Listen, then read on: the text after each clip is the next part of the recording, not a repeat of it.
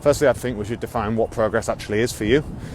Is it the fact that you've got a specific strength target and you want to lift a specific weight for the lateral raise? Or is it that you just want to build up your shoulders? If that is the case, I would just firstly assess stability. Are you swinging from the hips? Are you carrying through loads of momentum on your lift? Obviously, you want to create as much muscular tension throughout an exercise, and one of the great ways you can do that is stability. So maybe having a 75-degree bench, chest supported, perform the lateral raise, and that'll be way more stable, way more efficient for hypertrophy.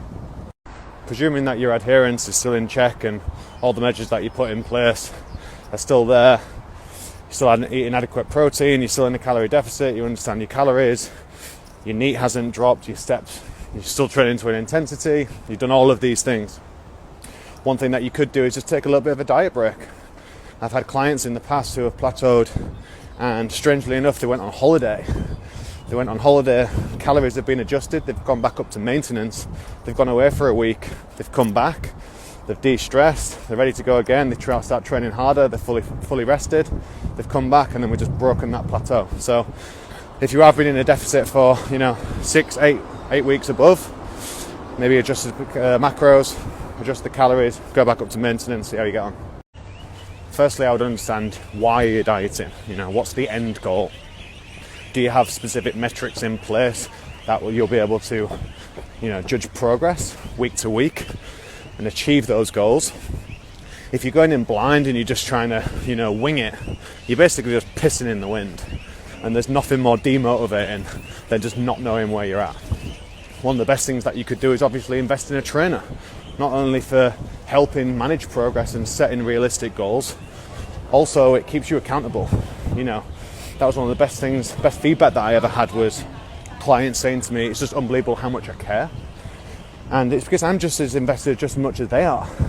And, ultimately when things do get difficult and you feel demotivated on certain days, I had clients who were obviously working towards their goal, but they didn't want to let me down as well, just because of how much time and effort that I'd put in. So that's another good option as well, just investing in somebody that actually really cares. And if you can't afford a trainer and you've got your goals set out and everything like that, just get it from friends and family. Get that energy from people. That'll keep you accountable. If you say you're going to do something, tell people. They'll check in on you. Wouldn't necessarily say that you're doing anything wrong. Are you feeling soreness in your quads? It's a very different sensation, squats, because there's a lot going on. It's a big compound exercise, right?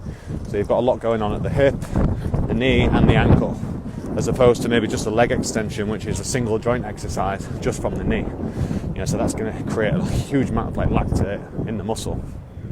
If you do want to take the quads through further range of motion, obviously you could look at maybe increasing your ankle elevation or your foot elevation. That'll basically elongate the lower portion of the legs. So you'll be able to squat deeper, it'll be a little bit more quad focused because you're going to take the squat through more knee flexion. So that would be an option. And also, if your goal is just working through quads, maybe look at a hack squat, leg press, and just smash through on leg extensions. Whoa, this one's a bit of a throwback for me. So I'm presuming this is gym based, right? So base foundation of your workouts, your compound lifts, bench, squat, deadlift, overhead press, any lunge variation. I wouldn't necessarily train in isolation, or prioritize training in isolation. The reason why is because obviously you're training for sport specific, right? So which is rugby. You're not training to look good and be a poser like me. Obviously, there is time and a place for training in isolation, and that can accessorize, the base foundation of your workout, which is your compound lifts.